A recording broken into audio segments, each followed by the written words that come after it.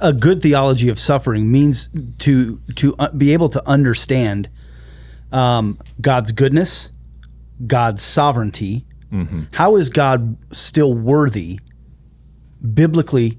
How does that fit together with the reality of suffering? Mm-hmm. God is good. So there's a whole branch of theological study called theodicy that is all about suffering and the goodness, the justice, the righteousness of God, the compatibility of these things. So having a good theodicy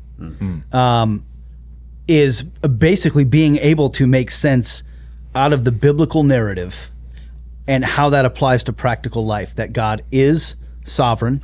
Yep. He's in charge of everything. He's above everything, bigger than everything, controls everything, and yet he is good and always does what's right, and yet suffering still exists.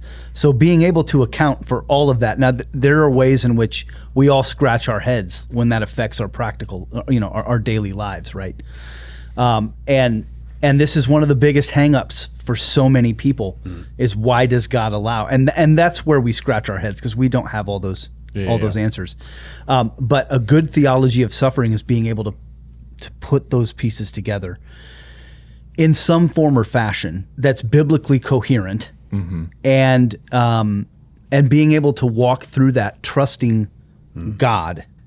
One of the discussions that we were having yesterday, as we were talking over the message, that I would bring up here, and I've mentioned this in the past, is the way the New Testament addresses faith in different ways.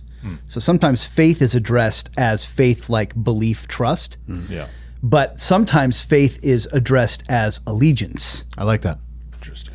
And so we're called to have faith in God through these things. Yes, we're called to trust him, but when we're suffering, trust can wane, right? And when we're in one of those moments where it feels really hard to trust and we're dealing with our emotions and all of that, we can feel like we're being unfaithful to God if we find ourselves questioning. Yeah. But that's where I would say the faith that we're called to is allegiance.